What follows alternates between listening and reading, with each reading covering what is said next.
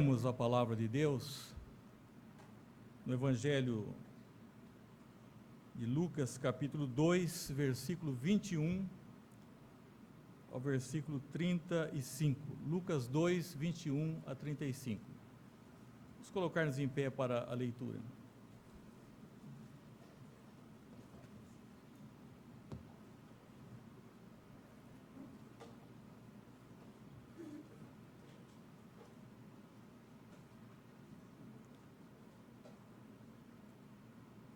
Completados 8 dias para ser circuncidado, o menino, deram-lhe o nome de Jesus, como lhe chamara o anjo antes de ser concebido. Passados os dias da purificação dele, segundo a lei de Moisés, levaram-no a Jerusalém para o apresentarem ao Senhor, conforme o que está escrito na lei do Senhor. Todo primogênito ao Senhor será consagrado, e para oferecer um sacrifício segundo o que está escrito na referida lei, um par de rolas ou 2 pombinhos. Havia em Jerusalém um homem chamado Simeão, homem este justo e piedoso, que esperava a consolação de Israel, e o Espírito Santo estava sobre ele. Revelara-lhe o Espírito Santo que não passaria pela morte antes de ver o Cristo do Senhor. Movido pelo Espírito, foi ao templo, e quando os pais trouxeram o menino Jesus para fazerem com ele o que a lei ordenava, Simeão o tomou nos braços e louvou a Deus, dizendo: Agora, ó Senhor, pode despedir em paz o teu servo, segundo a tua palavra, porque os meus olhos já viram a tua salvação, a qual preparaste diante de todos os povos, luz para a revelação dos gentios e para a glória do teu povo de Israel. E estavam o pai e a mãe do menino admirados do que dele se dizia. Simeão os abençoou e disse a Maria, mãe do menino: Eis que este menino será destinado tanto para a ruína como para o levantamento de muitos em Israel, e para ser alvo de contradição. Também uma espada traspassará a tua própria alma, para que se manifestem os pensamentos de muitos corações. Podeis assentar-vos. Vamos ter ainda mais uma palavra de oração. Eu pedi ao nosso irmão presbítero Antônio Bonato que nos guie nesta oração.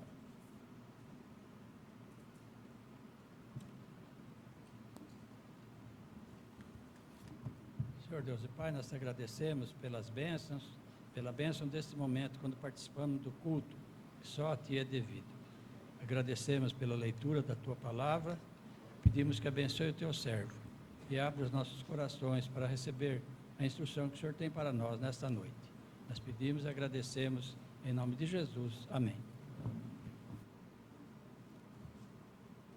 Meus irmãos, a singeleza, né, e vamos dizer até a pobreza que marcou o nascimento do nosso amorável Salvador, Jesus Cristo,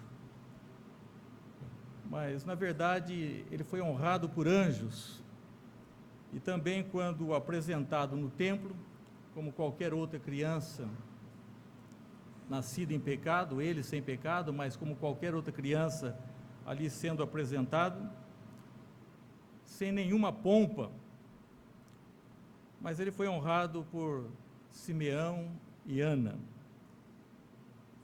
Circuncidado ao 8º dia, também depois da purificação de Maria, ele foi apresentado ao templo, que era a cerimônia do resgate dos primogênitos.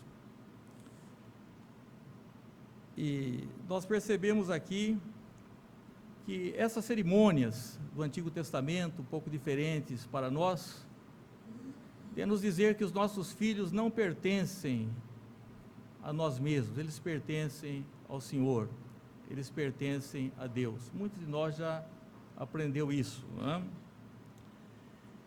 E nós continuamos falando sobre a infância de Jesus, sobre o seu nascimento, sobre a história do Natal.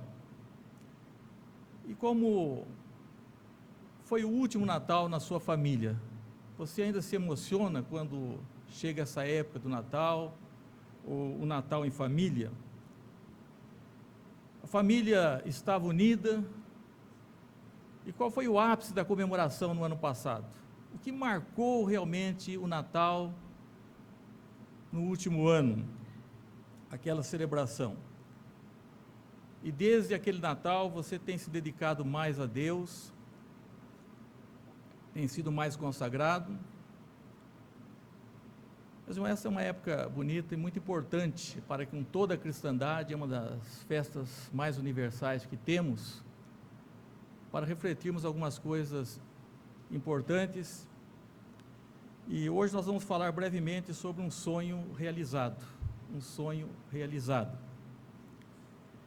Nós vamos falar sobre a personalidade, o perfil desse sonhador, a prece ou a oração que ele fez e a profecia que estava envolvida nesse sonho desse personagem chamado Simeão. O que nós sabemos sobre esse homem? Nós vamos pensar primeiramente o que nos informam as Escrituras a respeito de Simeão. Diz que havia um homem chamado Simeão. Havia em Jerusalém um homem chamado, ele era um morador, era residente na capital religiosa, na cidade de Jerusalém. Diz que era homem justo e piedoso, homem justo e piedoso. Aqui nós encontramos algumas características, e nós vemos hoje as pessoas clamando pela existência de homens justos e piedosos. O homem justo, aquele que vive honestamente, que ao outro não lesa, que dá a cada um a que lhe pertence, aquilo que é seu. Mas não basta a pessoa ser somente justa, ela tem que ser piedosa, ela tem que ser temente a Deus, como era Simeão, sobre o qual estamos falando no dia de hoje. Homem justo e piedoso. O livro de Atos, em outras partes das Escrituras também, mas no livro de Atos nos falam de homens também que eram piedosos, que eram justos e piedosos. Diz o texto que, ao cumprir-se o dia de Pentecostes, estavam todos reunidos no mesmo lugar. E no versículo 5 diz assim: ora, estavam habitando em Jerusalém homens judeus, homens piedosos, vindos de todas as nações de debaixo do céu. Então, naqueles dias, moravam também em Jerusalém homens piedosos. Também encontramos que, quando Estevão foi sepultado, os homens que se encarregaram do sepultamento de Estevão, diácono da igreja primitiva, diz que eram homens também piedosos, homens piedosos, e que sepultaram Estevão e fizeram um grande pranto sobre ele, alguns homens piedosos.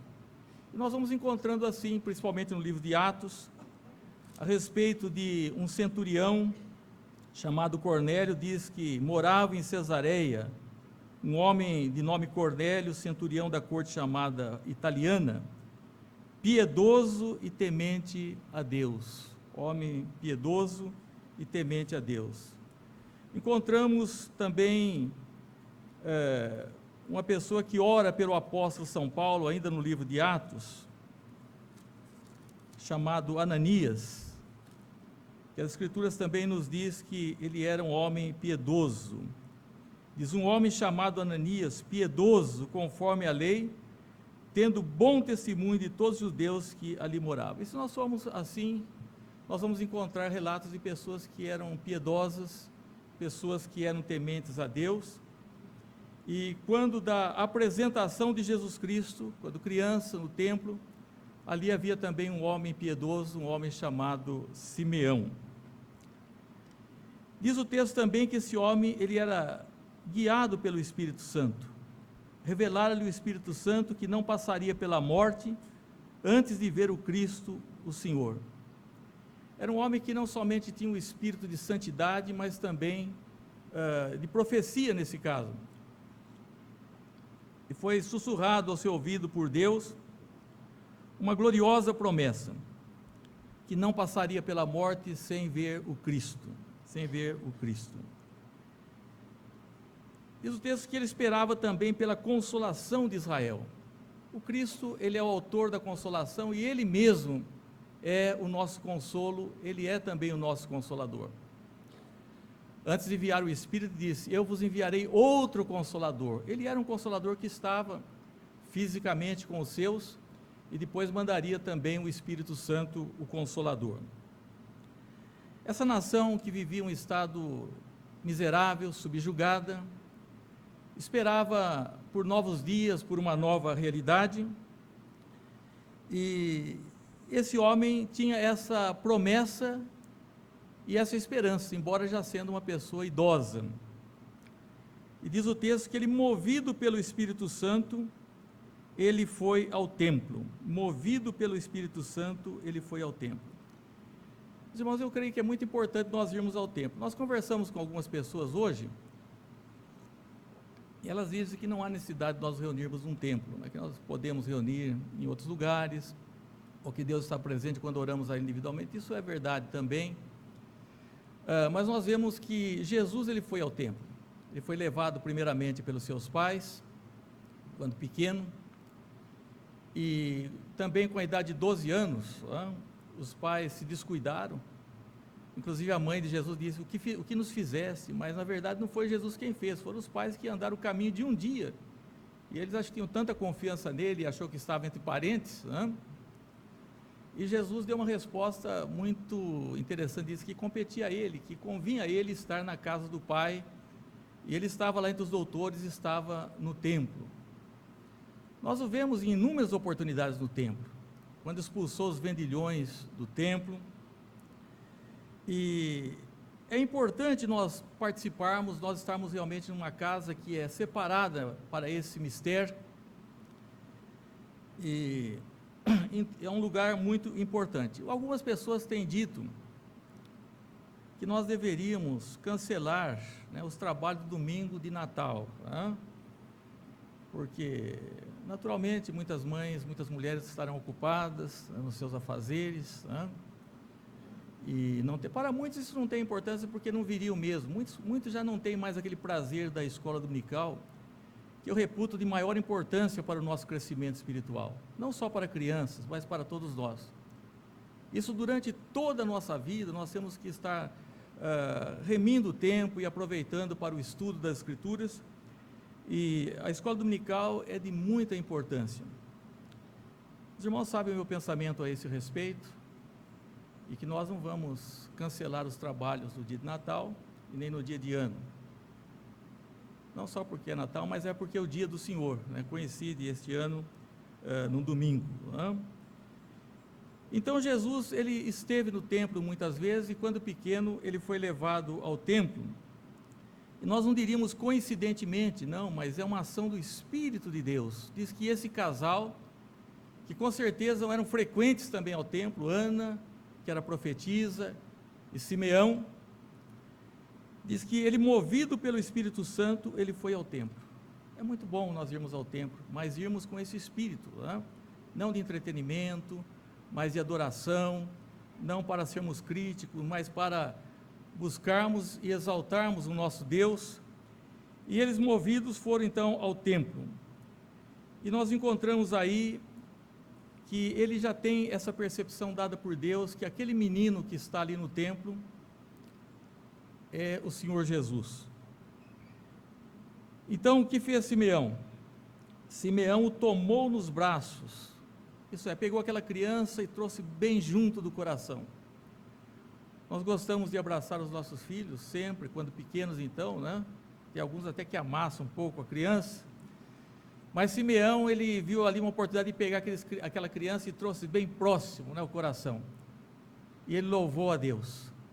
Diz o texto aqui: Simeão tomou nos braços e louvou a Deus, dizendo: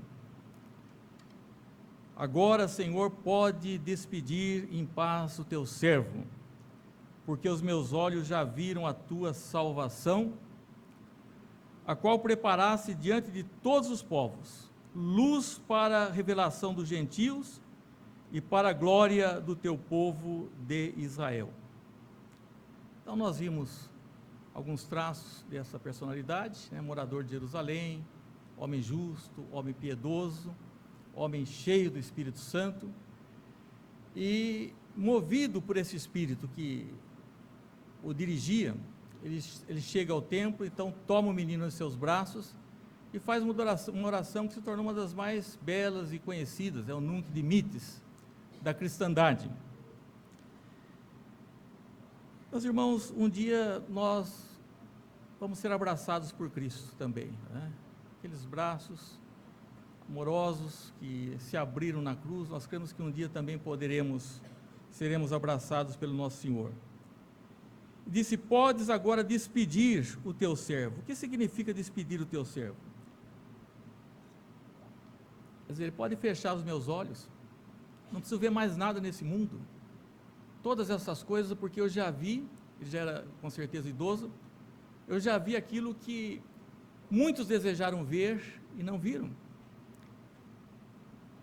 Ele estava completamente realizado, era um sonho realizado, que não sabemos quanto ele indagou sobre esse tempo, quanto ele pesquisou, mas sabemos que o levou ao templo naquele dia para ter esse encontro com Cristo, ainda criança, e ter o privilégio não só de olhar, mas de colocar em seus braços.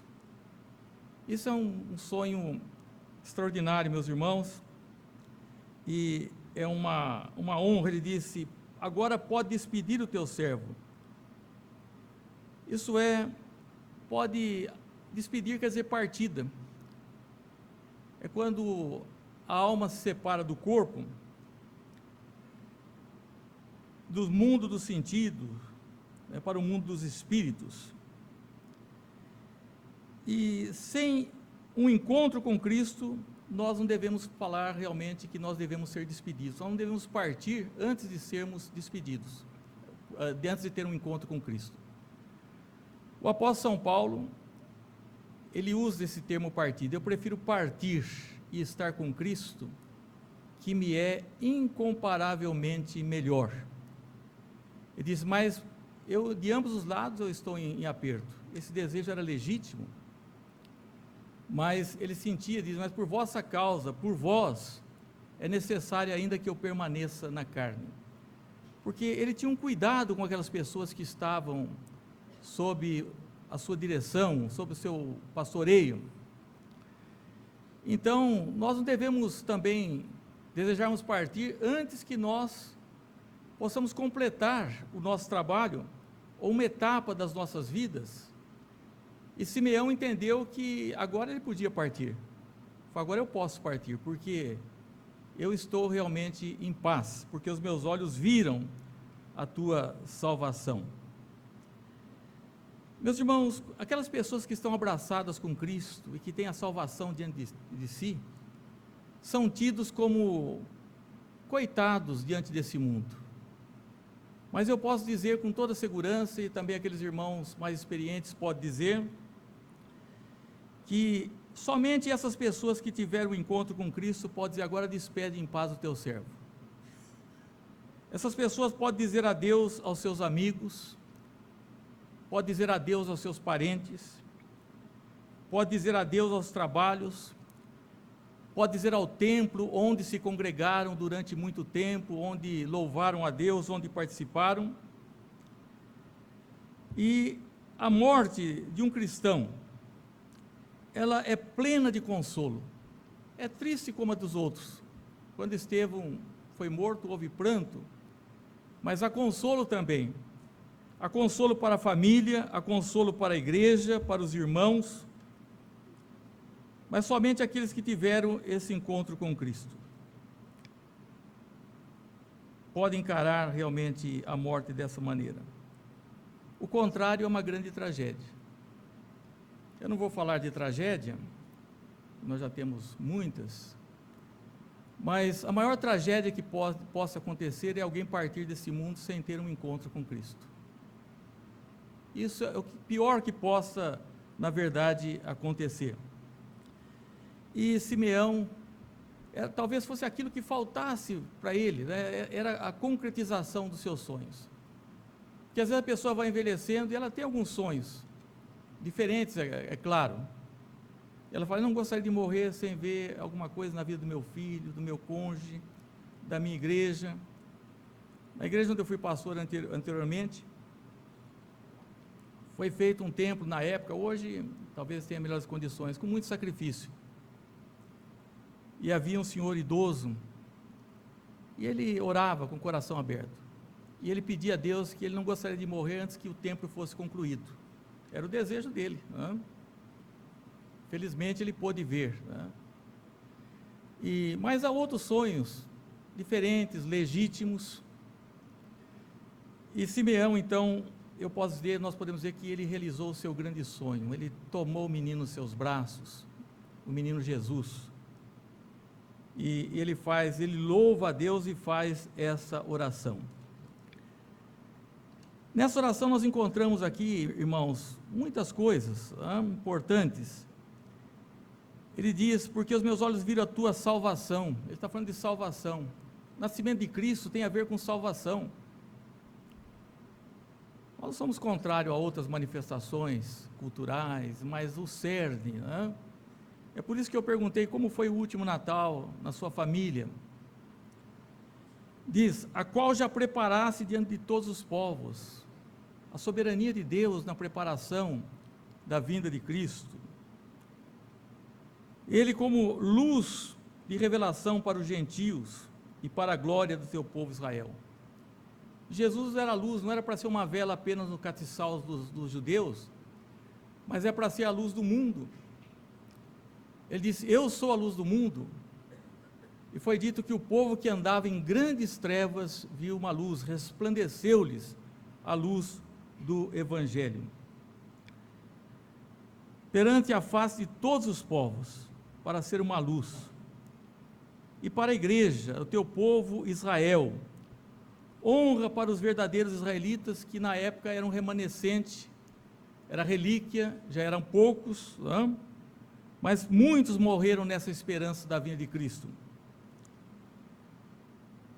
E nós vemos que coube a Jesus ser como israelita, nascer entre aquele povo, viver, morrer, e que o Evangelho se começasse a pregar a partir de Jerusalém.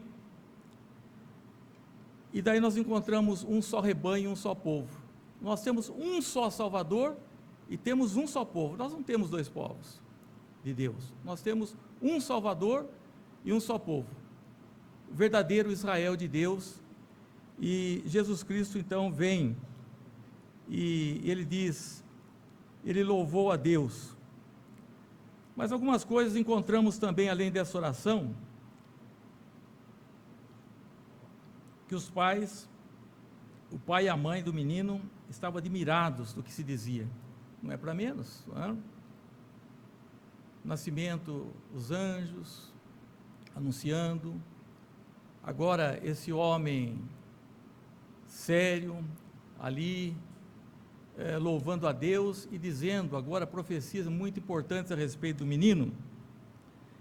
Então Simeão os abençoou e disse a Maria, mãe do menino: eis que esse menino está destinado tanto para a ruína como para o levantamento de muitos em Israel e para ser alvo de contradição. Também uma espada traspassará a tua própria alma, para que manifestem os pensamentos e desejos do coração.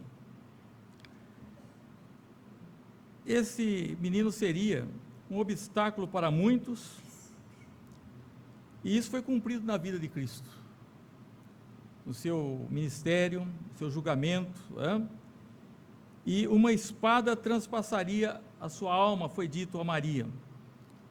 Ali aos pés da cruz estavam alguns, mas eu creio que ninguém sofreu quanto Maria sofreu. A mãe vendo o filho naquelas circunstâncias, e ela ali ao pé da cruz, viu a sua dor. Isso foi como uma espada realmente nos seus ossos, no seu coração, na sua alma de mãe. E diz que isso também, como Cristo estivesse ali, isso ia mostrar os pensamentos dos corações, seriam revelados ali na cruz, porque nós encontramos no Antigo Testamento, ele vos será santuário mas será pedra de tropeço e rocha de ofensa, as duas casas de Israel, laço e armadilha aos moradores de Jerusalém. Na verdade, diante de Cristo são manifestos os pensamentos do coração, não há neutralidade. Ou a pessoa é amiga de Cristo, ou é contrária. A indiferença é o mesmo que ser inimigo de Cristo. Porque há pessoas que nessa época se tornam sensíveis, até mais participativos, mas na verdade, todos os desejos, os pensamentos, as intenções dos corações, vêm à tona em referência a Cristo, para que se manifestem os pensamentos de muitos corações, os pensamentos de muitos corações. O apóstolo São Pedro diz assim: para vós outros, portanto, os que credes, é a preciosidade, mas para os descrentes, a pedra que os construtores rejeitaram, essa veio a ser a principal pedra angular, pedra de tropeço e rocha de ofensa. São esses os que tropeçam na palavra, sendo desobedientes, para que também foram postos. Meus irmãos, Cristo foi realmente alvo de contradição. Foi admirado, foi contraditado, criticado, constantemente, continuamente, maltratado. E os resultados estão aí, os pensamentos dos corações. Como que as pessoas vão reagir diante de Jesus Cristo. Há pessoas que são movidas pelo Espírito, se tornam piedosas, que, como Simeão, como outros homens de Deus, mas há pessoas que são indiferentes, e são até adversários, são contrários. Como que o Evangelho, ele pode ser cheiro de vida para muitos, vida para a vida, e cheiro de morte para a morte, diante de Cristo. Para muitos é exatamente isso o que acontece. Nós temos que viver, quero concluir, hoje nós temos a celebração da Santa Ceia, o mais perto possível de Cristo, como Simeão, a quem Deus confiou o segredo, e falou: olha, Simeão, através do Espírito, você não vai morrer sem ver o Cristo. Eu creio que isso que alimentou, aqueles dias, a sua velhice. Como é triste nós vermos sonhos desfeitos, como é triste nós vermos pessoas que sonham com coisas que não são essenciais, mas esse sonho de um encontro com Cristo, de proximidade com Cristo, é essencial, é o melhor que pode acontecer. E é um paradoxo que mesmo numa festa que se comemora o nascimento de Cristo, muitas pessoas não aceitam a Cristo, muitas pessoas rejeitam o batismo, pessoas que ouviram a palavra de Deus não tiveram dúvida, falaram assim: o que me impede de ser batizado? O que me impede de ser batizado? O evangelista disse: é lícito se você crê de todo o coração. Quem quiser compreender realmente a mensagem do Evangelho, tem que crer, tem que ser batizado, participar da ceia. Mas isso não é o meu sonho. Quem sabe o meu sonho é um sonho diferente, um sonho na área econômica, um sonho, sei lá que tipo de sonho alguém pode sonhar, sonho na realização profissional, mas o verdadeiro sonho realmente é o sonho com Cristo, e esse é um sonho realizado. Quantos sonhos desfeitos, sonhos que as pessoas estiveram próximas de alcançar e não alcançaram, mas esse é um sonho possível. Simeão teve um contato físico com Cristo, ainda menino. Imagine a alegria daquele ancião, com aquele menino próximo ao seu coração. Ele louvou a Deus e falou: eu estou satisfeito, pode fechar os meus olhos agora para qualquer outra coisa, porque pode despedir o teu servo, porque eu já vi a salvação, eu vi o caminho que o Senhor preparou, eu vi que Ele é luz para o seu povo. Mas uma coisa nós precisamos aprender, meus irmãos, e estamos aprendendo se estivermos bem atentos, que em meio a tantas coisas boas, as comemorações, as conquistas, a dor e o sofrimento está muito próximo. Maria, quando ela foi ouvindo as primeiras palavras, falou: não, esse é o meu menino, né? Vai ser muito grande, vai ser maravilhoso, né? Mas para que houvesse realmente o tremor aí no seu coração, Simeão completou: mas é verdade, você é bem-aventurada, você é feliz, né? Isso é uma realidade. E Simeão: eu mesmo estou tão feliz com isso, estou maravilhado, mas vai acontecer uma coisa: uma espada vai transpassar o seu coração. Coração de mãe. Porque nós sempre sonhamos o melhor com os nossos filhos, né?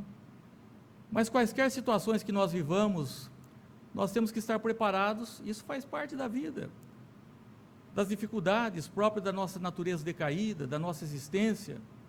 Ou quem é que não tem lutas? Mas uma coisa basta. Na verdade, o sonho de Simeão, dentro de todo esse contexto até doloroso, é que ele esperava a consolação. E esse é o nosso grande consolo.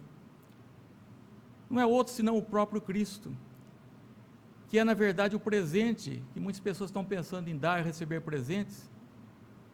Jesus é o presente, é o dom inefável, e é diante dele que manifesta os pensamentos do coração. Por quê? Porque ele vai ser alvo de contradição, tem sido, sempre foi. Ele será ali para ruína e para levantamento de muitos em Israel, sendo que já dizia que o homem, o que ele precisa de uma mão que possa levantá-lo, filósofo Sêneca, e Cristo é que pode levantar o homem da sua ruína também, para que ele não confie em si. Mas muitos diz aqui que serão levantados e outros serão arruinados, para levantamentos de muitos de Israel e para ser alvo de contradição. Não é uma contradição que nós enfeitemos as nossas casas, os brilhos, as nossas músicas, e fechemos o nosso coração apenas com comemorações externas. Eu não creio que as pessoas que queiram que nós fechemos os templos no domingo de Natal sejam maldosas, mas talvez não refletiram bem, né? Não pensaram bem. Porque se há um tempo que nós devemos estar mais atentos que qualquer outro tempo, é esse tempo. E é o tempo em que o íntimo do nosso coração se revela. Não que nós não pensemos nessas coisas em outras épocas, mas é uma época que, juntamente com a cristandade, nós nos tornamos mais sensíveis. E essa história ainda nos comove, e sempre vai nos comover. Nunca haverá uma outra história assim.